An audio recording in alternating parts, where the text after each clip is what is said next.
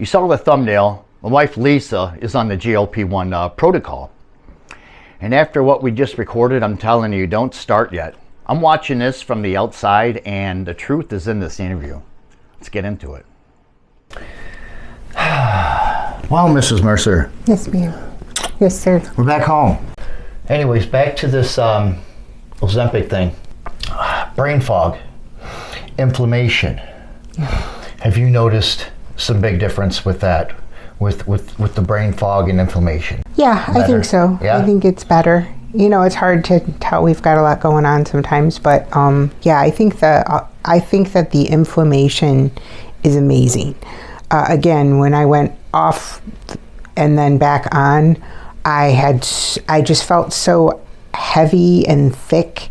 I mean, beyond my weight. I know that my rheumatologist has been saying that there's so many good things on the horizon for these drugs and inflammation that she is really hoping that they become part of the regimen that she can use that is more widely accepted. Since you're talking about putting the weight back on, clothing can be an issue with this. You're gonna have to buy new clothes. You know, if you're losing some serious weight, right, it's gonna cost you some money to get a new clothing line, you know? Not only that, but you saved your clothes. You didn't throw them out. No, I mean, I got rid of some things, but not everything, yeah. And I think that's probably smart to save them. I mean, it's a pain in the neck. I've always been a couple sizes in my closet at any given time, just depending. I'm a little different because I'm sick, but like, think about people that go out to eat. Is it worth for you to go out to eat and have a meal? Or is it like you can't eat for a long time and say, okay, now I can eat? Right. I have to kind of not eat during the day if I know I'm going to go out. Like a good long time. Yeah, when I went out the other night for that Bon Voyage party, it was Mexican. I just went for a burrito. I didn't get all the beans and rice and sides. And because then I still brought it home. I brought half home. Drinking alcohol with this, what do you notice drinking alcohol with it? It's another one of those things where if you drink too much, you won't eat because everything slows down.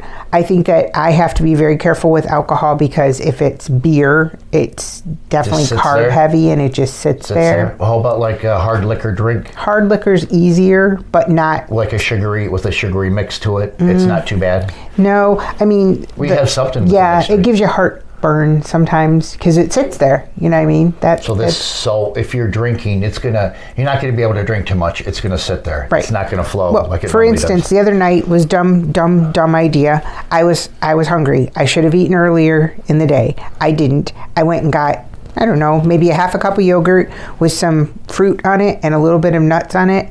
All night long I had heartburn. Felt like I was going, burping things up. And that's the worst. And you knew I shouldn't have done it. And you know, yeah. And but it was not that, I mean, it was a cup of yogurt essentially. And I figured maybe not, but nope. So you do have to get used to the new way you feel and the new way you eat and the new way you time your eating, I think. I think too, what I noticed with you, like eating, you miss eating. You miss enjoying food. I've always been a person who's enjoyed cooking and trying new recipes. Flavor. Enjoy the flavor. Flavor. This, I have to say, what's interesting is you can still do anything you want as far as what you want to eat. It's controlled because you're going to pay a price. But I will say that a couple bites of something is enough to satiate you. Like you think, oh, I could eat this much. But if you just eat a couple bites, you're really done. If you just can't overstuff yourself or you will just be miserable.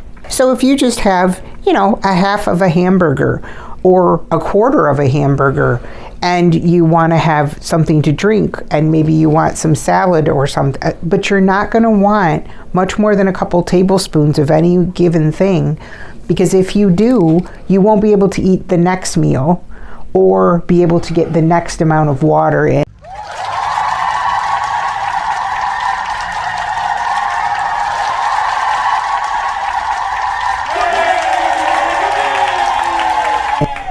drink as much, so my skin's getting very dry. Things I never had trouble with before. I mean, like, say you did your first shot. What did you think after that first week? What did you... I don't think you really notice anything too much. I don't think you feel it too much. You start to see, you don't really start to see a change in yourself, of course, in the first week. You start to feel the food noise go away, but I think you're still used to eating. It's habitual. You know, eating can be just a habit. You think, oh, well, it's noon, I eat lunch. You know, oh, well, it's, and you can't. You quickly figure out that you can't have that much food. I think, too, what do you think about this? Because I've been reading about it too. Everybody's got to hide like it's a secret. Like, no, I'm eating my vegetables and chicken. That's all I do. Because weight loss has such a stigma. Being heavy has such a stigma. It's guilt. It's I think it's cheating. Almost guilt that you can't do it yourself. It's like, yeah, you're cheating. It's like when people say, oh, well, you did that. You didn't really try very hard. You didn't go to the gym. First off, people that are morbidly obese, they have a lot of problems, you know, that can come up. High blood pressure, heart problems, circulation problems. I mean, skin breakdown, all kinds of things. Just keeps going. This makes them better. Who's to judge? If alcohol makes you better, no amount of me going up and saying, hey. Usually someone that's judging has something else that they're doing too. Everybody wants to believe that they did it all by themselves. You did. You took the shot all by yourself, sis. It's no big deal. If I went to the gym every day, it would be much even faster. Quicker. And we did do that before too, and it really did. It does jumpstart, you know, getting cardio, doing all those things. Plus you're losing muscle, so you feel weaker. Your energy. How is your energy now compared to before when you ate? Somewhat better. I was going to say better. And I think that goes with the brain fog. When you're always eating and your body's digesting, then you are having brain fog because it's going to your gut in places like that. It's helping you to digest. You know, only so much blood flow. You can only have so much blood flow to so many places. So I think people that are not necessarily menopausal, that still have all their hormones going, I think it could be harder because this is a hormone and a peptide. And this could be being disruptive to those things. So I think that's maybe where the nausea is coming in. Gotcha, could be. Whereas when you're postmenopausal or perimenopausal, you don't have as much of that hormone flow. So I wonder if those women are getting as sick.